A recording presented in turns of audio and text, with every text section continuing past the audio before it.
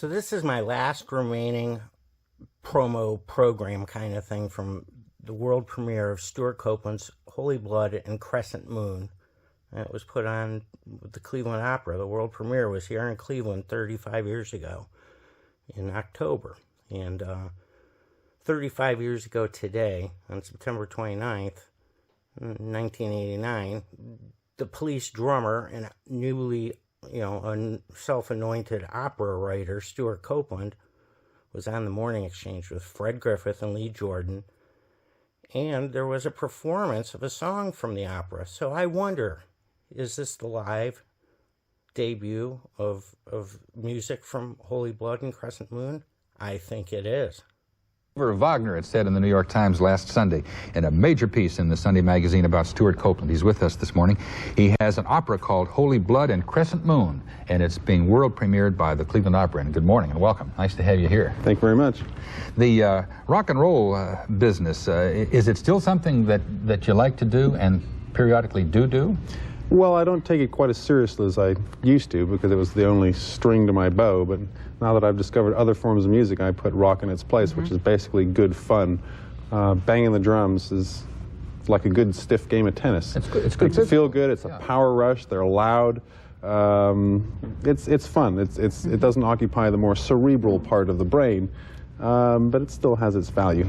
You've composed musical scores for films. Is composing an opera new territory for you? Yes. Well, it involves the human voice, and a kind of human voice that I was very unfamiliar with, and I've had to learn a lot about. And it also involves a symphony orchestra, which is a different kind of group. I'm very good at working with electric guitar and drums and so on, but a symphony orchestra is very different. Stuart, I'm just wondering, who is to say that it would be inappropriate to do a grand opera that would utilize the synthesizer and all of the wonderful things that you can do with that kind of instrumentation, that kind of technology? Well, it can be done, I suppose, with modern instruments, but I've already done everything that I can do with those instruments. I'm into that symphonic sound. It's a new toy for me to play with. In fact, it's not a toy at all. It's a very complex instrument, the orchestra. Was it kind of an adjustment for your ear to get used to the way opera sounds? I mean, had you been drawn to that in the past, or was it something that sounded strange to you? Well, my parents never listened to it, and nobody I knew personally had ever seen an opera, nor me. When I was commissioned to write this one, I was allergic to the stuff. I tried it. I went to see Salome, and I ran screaming from the theater, saying, "Somebody sing me a tune. I need some music." Well, after 2 hours of people shouting at each other in German. Then about 2 years into it, in fact, I'd written most of this opera before I discovered Wagner. And then when I understood it, then I was able to go back and get into Bellini and Verdi and the rest of them. Now I love that excruciating sound. It actually sounds like music to me. It's a very beautiful sound. When it's an acquired taste. What was it? Was it David Bamberger's son who made the initial thought about Wagner, or was that David? David's the managing director of the. Yes, it was David who. As I was scrabbling around. I mean, my attitude when I began was there's nothing wrong with opera that a good opera wouldn't fix, which is a little bit immodest perhaps, but you have to appreciate that I came from a different place and hadn't discovered this thing yet. And it was David who was trying everything to find something that I would like, and he turned me on to Uncle Dick, as I refer to him now. So, Stewart, how have your peers in the rock world reacted to this new adventure? Dumbfounded. It's a conversation stopper. So, hey, what are you doing? You got a new band? Yeah, well, I've got this opera. Yeah, what is it, like a heavy metal band called the Opera? No, it's an opera. Oh, yeah, rock opera, great. No, not a rock opera, it's a opera. Opera. And, oh, yeah, hey, Hank, how you doing? And it is kind of a conversation stopper. But a lot of my colleagues will be showing up, and because they're interested. Now, have you been, I know you've been working on this probably around the clock, but do you now have a hunger to run off to Bayreuth and hear the ring and all that? Oh, yes, I have been to Bayreuth. I've made that pilgrimage. Oh, you did? You heard the whole thing? All of it? I got through I was only able to be there for 2 days. I saw the first 2 episodes of the ring cycle. And what did it do to you? It flattened me. Did it really? Rheingold was not so great, but Valkyrie just completely stunned me. The whole setting there. Your viewers, I don't know if they're aware that this is a theater built for the composer, by the composer, specifically for his works in Germany. It's kind of like a Mecca where the Wagnerians make their pilgrimage. the sound of the orchestra there that has its own specially designed pit for the orchestra and everything. Do you think there's Amazing. any possibility that you and Sting and your other former band members might collaborate again on some music? Who knows? Yeah. I'm keen, Sting's neutral, Andy's hostile. Okay, well, taking pictures.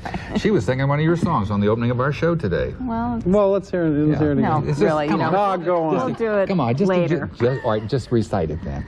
Just recite the lines. You don't have to sing it. Every breath you take, every move you make, somebody's going to be watching you. Kind of alter the lyrics. Right.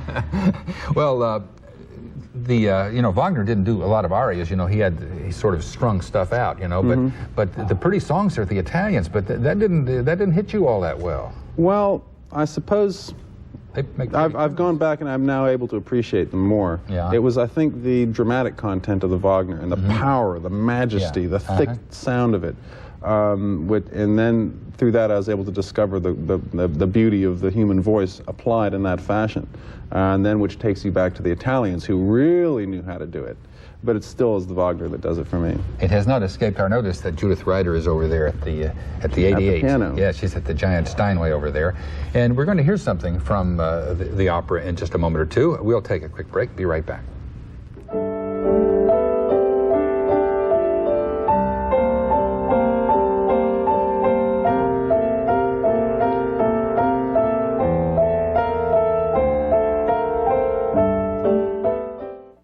Stewart Copeland is here this morning. His opera is about to be premiered by the Cleveland Opera, Holy Blood and Crescent Moon. We're going to hear some music from the opera. Can you set it up a little bit? What is the story that you've written? It's set in the Crusades. It's, I suppose, could be one of the 7 plots that people tell you that exist, that everything else is a variation from. It's the Romeo and Juliet plot, with a twist of my own. But it's set in the Crusades. There's huge battle scenes, and it's a swashbuckling tale. It's also been described as. And I think the scene that we're going to see today is towards the end when it looks bad for the soprano, but the tenor's a hell of a guy. Judith? The shadows of death whisper at my soul. I must die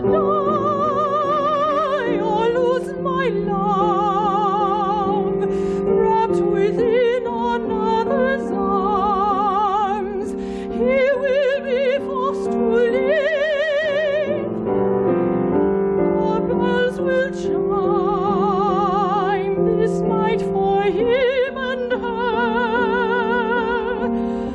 and I will lie alone.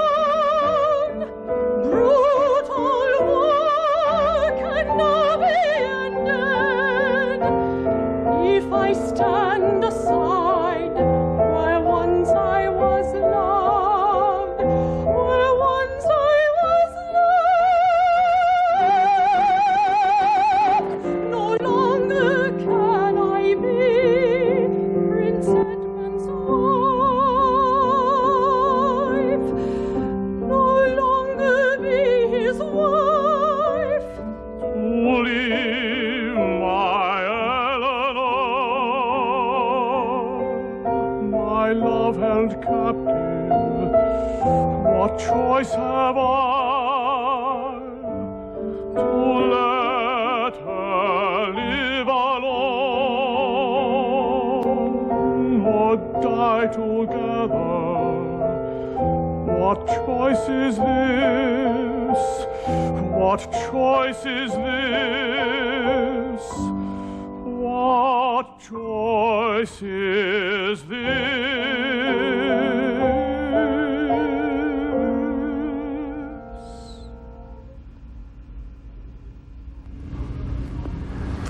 Oh, my. How wonderful. Thank you very much. And we should say that John Garrison and Marla Berg, who will be in the production, singing with Judith over there, and it's nice to see Judith again. Thank you very much. Comes here frequently. transition from what you did to this seems like one of the extraordinary jumps in the history of music. A lot of people will look at musicals like Evita and Les Miserables, which are wall-to-wall music, and say, why can this not be considered, this kind of an approach not be considered a sort of a midway ground between the grand opera and the popular idiom? One might have thought that you might have stopped there rather than move to well, I the level of generally the grand do opera. things to extreme. Moderation is not one of my qualities. When I was a rocker, I was a punk rocker. And if it's going to be opera, it's going to be the big stuff. And part of the value of opera, you know, it's the grand opera. I mean, I've now also able to appreciate Gilbert and Sullivan, you know, the light opera as well. It's beautiful stuff, effervescent, bubbly, and so on. But to actually get in there and spend 4 years writing something, it's got to be a big one. And I want turgid orchestra swirling, and I want the tenor to be waving that sword, and I want bodies all over the stage, and I want the soprano to be right out on a limb. And I suppose maybe when I've matured, then I will relax a little bit and write something. I'll write my Meister singers a few years down the line. How have the years you've spent on this, how has this experience affected you? Well, it means that when I'm earning a living, I have to work a little faster. I've calculated that this opera has taken, over the last 4 years, about 2/3 of my creative energy. And I've had to make a living with the remainder of the time, which is film composing. And film composing is very rewarding, very artistic, but for me, very easy. It's like making model airplanes. Put the screen up, put the star in the thing, and you start playing. Wrinkly-dinkly-dink, and whether it's a scary movie or a funny movie or whatever, I don't know, I have an instinct for it, and I'm lucky, I guess. And it's easy, but the opera is what really is hard, and that's what takes the real application. Well, the premiere is coming, and I understand you're going to be on the stage yourself. Oh, yeah, I'm going to be waving a sword. As a supernumerary. Yes. And they won't require you to sing, however. No, I'll be shouting. Okay, and look at it. The 10th is the world premiere, and there will be other performances 12th through the 15th, and you can call the Cleveland Opera at 241-6000 for information about Holy Blood and Crescent Moon, the opera by Stewart Copeland. Stuart, thank you very much. Nice to have you here. Good to meet you. And we'll tell you about Monday's Giant broadcast when we come back. Thank you for watching Cleveland Live Music. If you like what you see, hit the subscribe button. There's further patronage information in the video descriptions below. Thanks for all the support and making the channel grow.